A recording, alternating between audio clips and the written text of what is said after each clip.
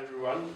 I got thrown into this by a gentleman called Saul Isroff, who is the South African genealogist that lives in London. He runs South African Jewish Gen, and he said to me, we're packing this up. Why don't you bring it to Australia?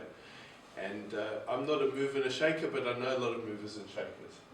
And so I organised for it to go to Melbourne first, and it was at the Melbourne Chabad, which is the South African shul in South Caulfield, and it was very well accepted, and people came in their droves. And then it came up to B'nai Brit, and they did a brilliant job over here.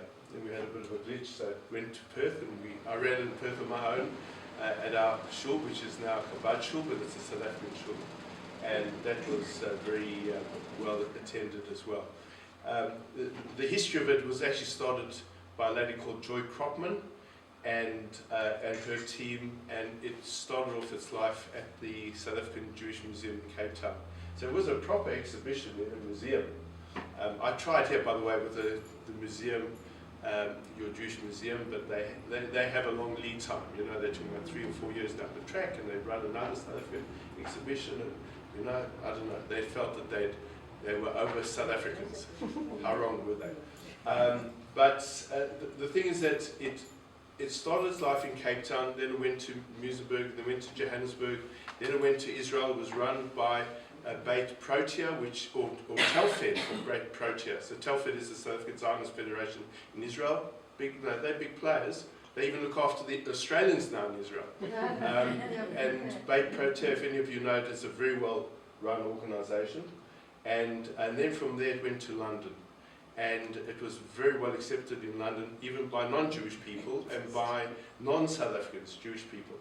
I think the unfortunate thing is that South Africans and Australians have a disconnect with their heritage, because a lot of us, and I'm going to ask you just generally where you come from, because a lot of us are Litvaks, and Muizenberg was a representation of what Lithuania, Latvia, Belarus, those places which we call Litvaks, were, and it was the generation before us. And we know it by the accents that people, how they spoke, what they ate, the culture. And that, unfortunately, we need to fight a little bit to drive that through to our children, and to, like my son in Sydney's married to an Aussie, they need to know that culture. And so I'm very passionate about the fact that we should really promote these things, and I want to say that I'm very appreciative to the communities here that have put it on, and the people who have supported it. Just a show of hands, who are ex-South Africans, by the way? Okay. Oh, that's the kind of majority, isn't it? Who would regard themselves as Litvaks? In other words, origins of Lithuania? We're in between Polish, okay.